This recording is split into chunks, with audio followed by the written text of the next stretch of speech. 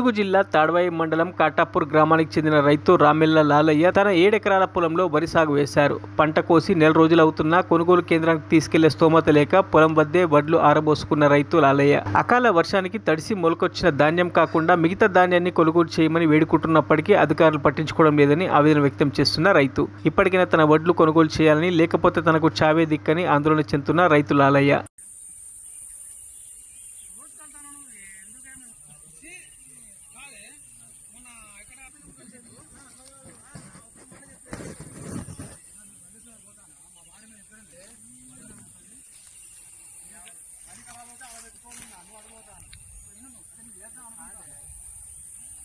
రైతు పరిస్థితి ప్లాన్ చేసుకోరాడు చెందించి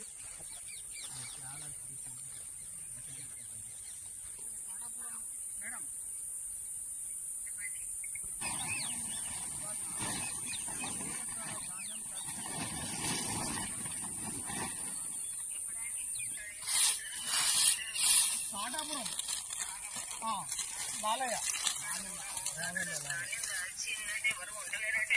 7 ఎకరాల 7 ఎకరాల వడ్లు ఇలా ఈ రకంగా నేను నష్టపోయిన అకాల వర్షాలతో నేను ఈ రోజు 7 ఎకరాల వడ్లు ఇలా నష్టపోయి నేను ఆత్మహత్య చేసుకునే పరిస్థితిగా ఉన్నది. ఏది ఏమున్నా గానీ ప్రభుత్వమే దీనికి బాధ్యత వహించాలి. ఈ ప్రభుత్వం ఇంత నిర్లక్ష్య ప్రభుత్వం, అధికారులు కూడా ఎవరు కూడా ఈ రైతులు పట్టించుకుని నాదులు లేరు ఈ రోజులల్లా. ఎందుకంటే మేము ఎందుకు బతకాలి, ఏం చేయాలి, రైతు బంధు లేదు, రైతు బీమా లేదు ఈ రోజులల్లా.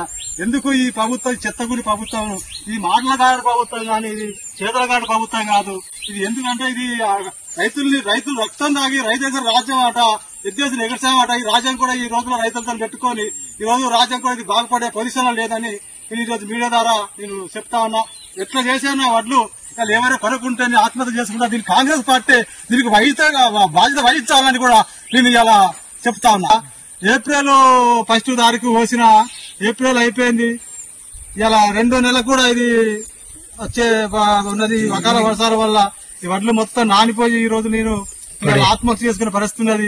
ఏ అధికారులైనా ఎవరైనా వచ్చి దయచేసి ఈ వడ్లని కొనుగోలు చేసి ఇవాళ రైతుకు ఇంత అన్నం పెట్టే పొజిషన్ చేయాలి. రైతు ఇవాళ రాజ్యాన్ని చేస్తాడు. ఆ రైతు మీదనే ఇలా ఈ ప్రభుత్వాలు కూడా కక్షపూర్వంగా బట్టి ఇవాళ కక్ష కట్టి ఇవాళ రైతుని ఈ రకంగా ఇబ్బందులు పెడతారు. కాబట్టి ఏది ఏమైనా గానీ పక్క మాత్రం ఈ వడ్లని కొనాలి. ఇలా ఏది చేసినా లేదా నేను ఆత్మహత్య చేసుకుని ప్రభుత్వం మీద ఈ ప్రభుత్వం దీని బాధ్యత వహించాలని కూడా నేను తెలియజేస్తున్నా. మరిన్ని అప్డేట్స్ కోసం మా ఛానల్ ని సబ్స్క్రైబ్ చేయండి.